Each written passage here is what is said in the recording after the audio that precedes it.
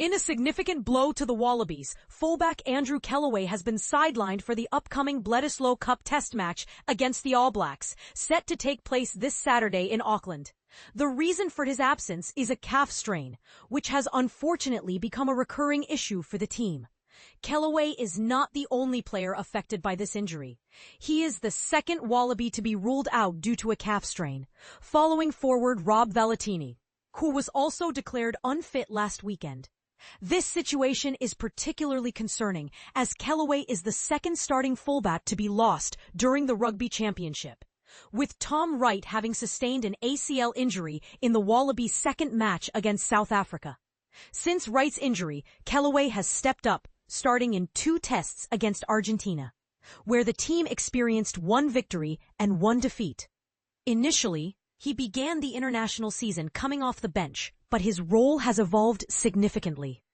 The Wallabies lineup will be announced on Thursday, and despite the setbacks of losing both their first and second choice fullbacks, coach Joe Schmidt still has several options to consider. One potential replacement is Harry Potter, an outside back from the Western Force, who has made 5 test appearances since his debut for the Wallabies last November against Scotland. Potter had a promising start, beginning 3 tests in 2025. But faced a setback when he injured his hamstring during the second test against the Lions at the MCG. Another exciting option for Schmidt could be the 21-year-old rising star Max Jorgensen. The Northeast SW Waratahs outside back has made a notable impact in his 15 matches for the Wallabies, having debuted against the Springboks in August 2024. Jorgensen made headlines when he scored a dramatic match-winning try in the 83rd minute against England at Twickenham, along with 2 tries during the Lions series.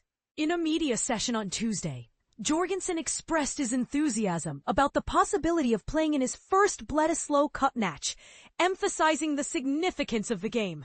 It's such a big game. Every game counts. And if given the opportunity this week at the play-in, it would be a dream come true, he stated.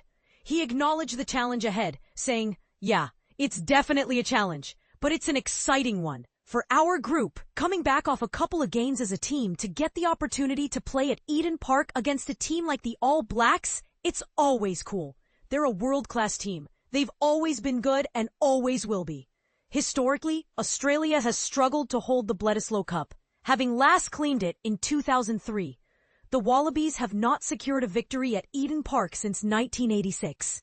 And the All Blacks have maintained an unbeaten record at this venue since 1994. However, the Wallabies are entering this test with a renewed sense of confidence. Following their victory over the British and Irish Lions in the 3rd test in Sydney, they achieved a remarkable win at Ellis Park in Johannesburg, breaking a 62-year curse against the Springboks. And they also managed a thrilling comeback against Argentina in Townsville. Despite a recent narrow loss to Argentina, where they fell short 28-26 after trailing by 21 points in the second half. The Wallabies are aware of the formidable challenge that lies ahead. Jorgensen noted, "It's pretty known within the group, and it really gives us a good opportunity this weekend to go out and win it back. It's always been a massive rivalry, the Bledisloe Cup.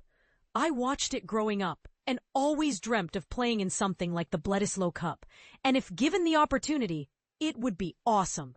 On the other side, the All Blacks are also coming off a disappointing loss, having been defeated 43-10 by the Springboks in Wellington. Currently, Australia leads the Rugby Championship standings with 11 points, closely followed by South Africa and New Zealand, both at 10 points, and Argentina at 9 points. The final rounds of the championship will see the Wallabies and All Blacks face off in home and away matches, while the Springboks and Pumas will also compete against each other in their concluding rounds.